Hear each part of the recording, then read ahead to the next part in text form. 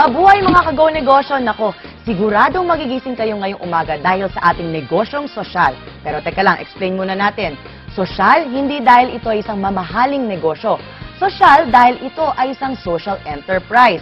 Sosyal na negosyo, pero sa maliit na halaga ay pwede nilang simulan. Kaya naman, now na! Kilalanin natin ang Punla sa Tao Foundation at ang kanilang Manok Mabuhay Project dito lang sa Business na Sosyal.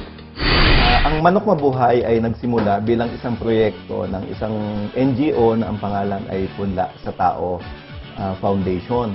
Nalaman ng Punla at ng mga nagpa-practice ng microfinance na hindi sapat yung pagpapautang ng mga maliliit na halaga na ito para makaangat sa kahirapan yung pamilya. Kaya mula dito, nagkaroon ng isang modelo na ang pangalan ay social enterprise.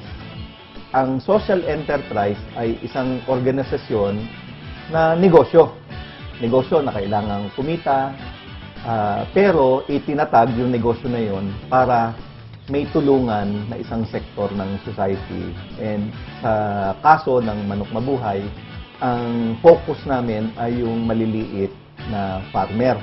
Kung pag-aaralan mo kasi ang sitwasyon ng mahihirap sa ating kabukilan sa mga rural area, ang isa sa factor kung bakit sila ay mahirap at nananatiling mahirap ay hindi yung maliit na kita lamang sa pagsasaka.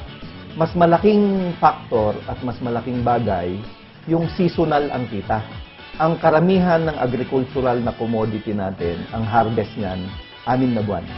Doon ang sikreto ng manok at kung paano ang pag-aalaga ng manok ay makakatulong sa pag-angat sa kahirapan ng maliit na magsasaka. Dahil buwanan, halo.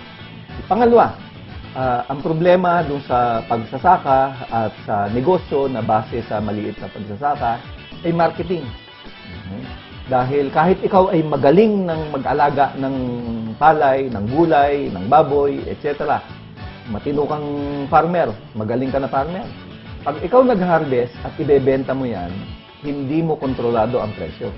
Ang manok, merong tinatawag na sistema ng pagnenegosyo na ginagawa namin ngayon in partnership with Bounty Chicken, na ang tawag ay contract growing. Pag ikaw ay nag-contract growing ng manok, walang marketing. Babayaran ka ng bounty ng kumpanya, depende sa galing ng pag-aalaga mo. Yung Bounty Chicken bilang isang kumpanya, nagpapadala ng sisiw at ng feeds doon sa ating mga farmers.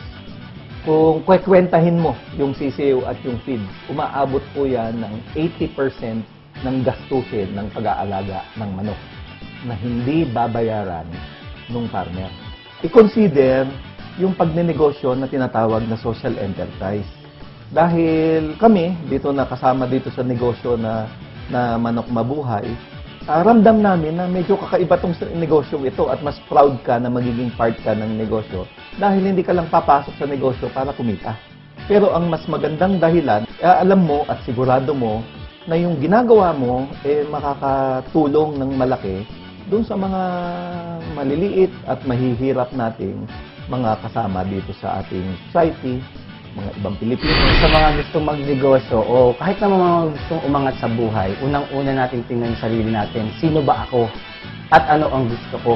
Dahil pag hindi mo gusto ang isang bagay, kahit gano'n ka kagaling dyan, kung hindi wala doon ang puso mo, hindi ka makakaangat or hindi mo ka magiging magaling doon sa ginagawa mo. Hindi pwedeng walang tiyaga at dapat positive thinking ka araw-araw. Hindi ka pwedeng magpadala sa negative dahil pag nagpadala ka na, bukas wala ka ng laban, talo na kagad. Kung gusto niyo malibang kayo, matuto, tapos ay kumita, ito yung negosyo, sabi ko, ito yung negosyong para sa atin. Ibang alaga kasi na negosyo na may buhay, kaya number 1 dito yung sinseridad mo sa negosyo. Kung gusto mong talagang mapalago o mapagtagumpayan yung ganitong negosyo, kailangan meron ka ding malasakit saka yung tiyaga.